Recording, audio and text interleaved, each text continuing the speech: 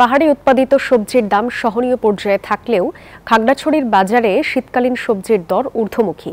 বিক্রেতারা বলছেন, এবার বন্যায় আগাম সবজির ব্যাপক ক্ষতি হয়। এ কারণেই চাহিদার তুলনায় সরবরাহ কম হওয়ায় সবজির দাম কিছুটা বেশি। এদিকে সাতক্ষীরাতেও বেড়েছে সবজির দাম। প্রতিনিধিদের পাঠানো তথ্যচিত্রে ডেস্ক রিপোর্ট। খাগড়াছড়ির বাজারে আগাম শীতকালীন শাকসবজি উঠতে শুরু করেছে। তবে পাহাড়ে উৎপাদিত সবজির দাম সহনীয় পর্যায়ে থাকলেও সমতল থেকে আসা সবজির দাম বেশি। ফুলকপি, বাঁধাকপি বিক্রি হচ্ছে ৮০ থেকে ১০০ টাকায়, টমেটো ১২০ থেকে ১৩০ টাকায়, করলা ও শিম বিক্রি হচ্ছে ১০০ টাকা, আর ঢেঁড়স ও পেঁয়াজ ৮০ থেকে ১০০ টাকা কেজিতে বিক্রি হচ্ছে। সমতল থেকে সামান্য কম আর কি, এত আকাশ পাতাল ব্যবধান না। সমতলে তুলনায় 10 টাকা 5 টাকা কেজিতে কম। বিক্রেতারা বলছেন, খাগড়াছড়িতে কয়েক দফা বন্যায় আগাম লাগানো সবজি ক্ষতিগ্রস্ত হয়, ফলে শেষ পর্যায়ে লাগানো সবজি পুরোপুরি উৎপাদনে না আসায় দাম একটু বেশি।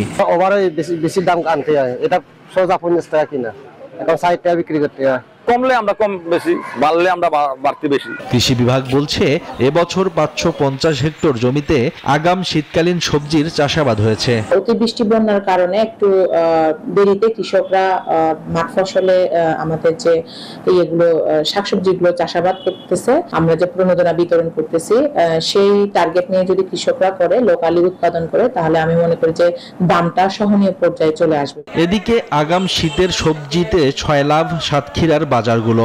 পাইকারি বাজারে সবজি বিক্রি হচ্ছে 10 টাকা থেকে 70 টাকা পর্যন্ত, আর খুচরা বাজারে বিক্রি হচ্ছে আরো 10 টাকা বেশিতে। এখন প্রত্যেক কেজিতে 10 টাকা কম, 20 টাকা কম, এরকম 20 টাকা বেচতেছি। আগে বেচতেছিলাম 35-40 টাকা। কীটনাশকের দাম বেশি, যে দিয়ে একটু কম হইতো আমরা কৃষক বাঁচি যেতাম, এতে আমরা ক্ষতিগ্রস্ত হয়ে যাচ্ছি। সাতক্ষীরার বাজার থেকে সবজি কিনে দেশের বিভিন্ন প্রান্তে সরবরাহ করছেন পাইকাররা।